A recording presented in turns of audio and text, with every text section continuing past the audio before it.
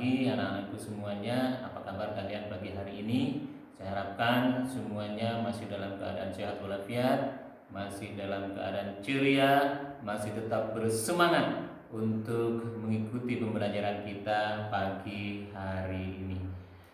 Anak-anakku semuanya, cobalah kalian perhatikan gambar yang ada di pojok kiri atas ini. Kira-kira kalian bisa menebak kita akan belajar apa hari ini? Iya, itu semua adalah tumbuh-tumbuhan. Oleh karena itu, maka pagi hari ini kita akan belajar tentang ciri-ciri khusus dari tumbuhan. Baiklah anak-anakku semuanya, untuk kesempatan pagi yang berbahagia ini, kompetensi inti yang akan kita capai nantinya adalah ini.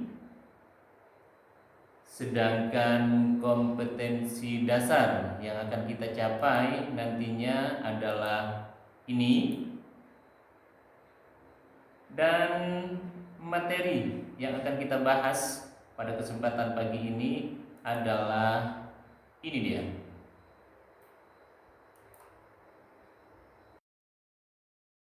Aku semuanya, sekarang kita mulai pembahasannya. Semua makhluk hidup berusaha untuk mempertahankan diri.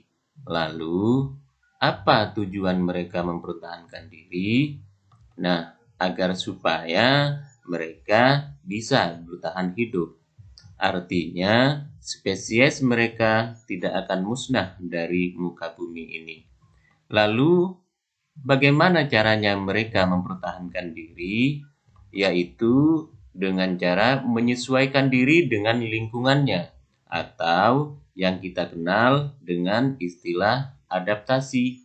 Nah, dengan cara beradaptasi itulah akan menghasilkan ciri-ciri khusus makhluk hidup. Selanjutnya, anak-anakku, kita bicara tentang jenis tumbuhan.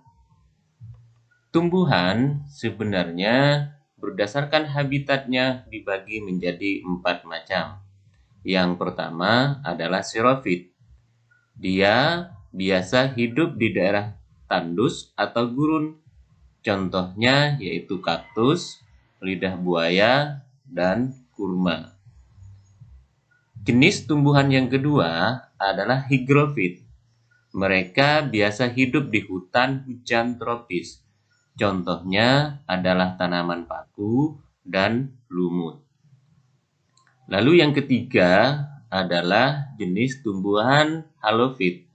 Mereka biasa hidup di daerah pantai atau daerah asin.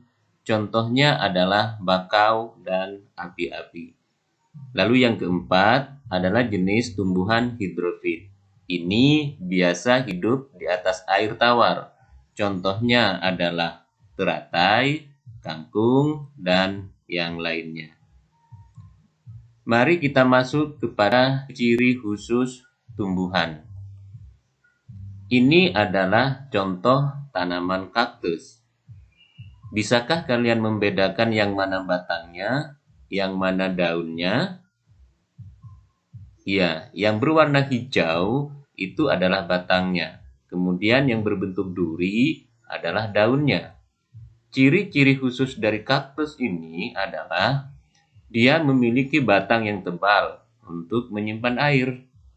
Daunnya berbentuk duri untuk melindungi diri dari hama, dari hewan herbivor, dan untuk mengurangi penguapan air.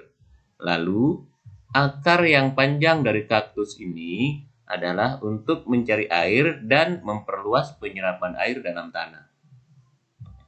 Berikutnya ada teratai. Teratai memiliki beberapa ciri khusus. Yang pertama yaitu daunnya tipis dan lebar untuk mempercepat penguapan dan mengapung di permukaan air. Lalu, akar teratai ini akan tertanam kuat di dasar air untuk menjaga agar tidak mudah hanyut oleh arus. Kemudian, ciri berikutnya, teratai memiliki permukaan daun yang berlapis lilin agar daunnya tetap kering walau terkena air. Berikutnya adalah tentang tanaman putri malu. Kalian tahu apa yang unik dari tanaman putri malu ini? Nah, dia memiliki beberapa ciri khusus, yaitu daunnya dapat menutup sendiri apabila disentuh, dengan tujuan untuk mengelabui hewan yang hendak memakannya. Kemudian, batangnya juga berduri, sehingga hewan herbivor enggan untuk memakannya. Sekarang kita berbicara tentang tumbuhan insektivor. Insektivor berasal dari kata insect yang berarti serangga. Jadi, tumbuhan insektivor adalah merupakan tumbuhan pemakan serangga. Zat hara yang diperlukan dari tumbuhan tersebut adalah nitrogen. Umumnya, mereka memiliki bau yang busuk atau menyengat untuk menarik perhatian serangga. Contoh yang pertama adalah bunga Rafflesia arnoldi.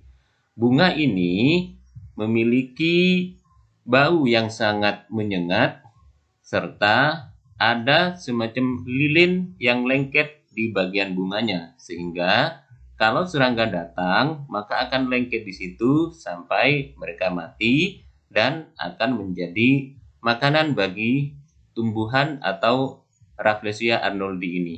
Contoh yang kedua adalah Venus flytrap. Dia memiliki bunga yang bisa membuka dan menutup sendiri, sehingga apabila ada serangga yang masuk ke dalam bunganya, maka akan terperangkap di situ. Contoh yang ketiga adalah Drosera. Drosera memiliki bulu-bulu yang halus dan lengket serta juga beracun pada daunnya. Ini juga berfungsi untuk menangkap serangga. Lalu yang contoh yang terakhir adalah kantong semar. Dia memiliki bunga yang seperti kantong. Kemudian di dalamnya juga ada racun, sehingga apabila ada serangga yang masuk ke dalam kantong bunganya akan mati di situ.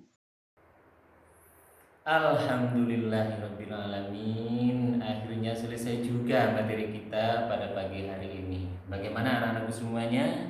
Cukup mudah untuk dipahami penjelasan saya tadi. Saya doakan kalian semuanya sudah bisa memahaminya. Dan dari saya mohon maaf kalau ada hal-hal yang kurang. Saya akhiri. Wassalamualaikum warahmatullahi wabarakatuh.